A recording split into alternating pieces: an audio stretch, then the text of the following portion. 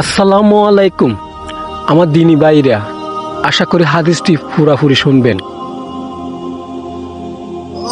জনেক সাহাবী জিজ্ঞাসা করলেন, হে আল্লাহর রাসূল, ইসলামের সর্বোত্তম আমল কোনটি? তিনি বললেন, ক্ষুধা লাগলে অন্যকে খাবার খাওয়ানো এবং পরিচিত অপরিচিত সকলকে সালাম দেওয়া। শিক্ষা: এ হাদিসটি প্রমাণ করে যে ভালো কাজ করার জন্য বিশাল সম্পদ বা ক্ষমতার প্রয়োজন নেই। মানুষকে খাবার খাওয়ানো, দান এবং শান্তি ও শুভ কামনা, সালাম বিনিময় করা, এই সহজ কাজগুলোর মাধ্যমে ঈমানকে মজবুত করা যায়।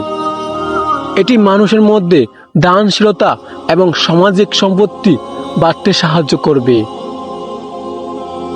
তো বন্ধুরা, ভিডিওটি ভালো লাগলে চ্যানেলটি সাবস্ক্রাইব করে একটা লাইক দিয়ে আমাদের সাথে থাকবেন, যেন নতুন একটা হাদিস আপনাদের সাথে তুলে ধরতে পারি। আসসালামু আলাইকুম, ভালো থাকবেন, সুস্থ থাকবেন।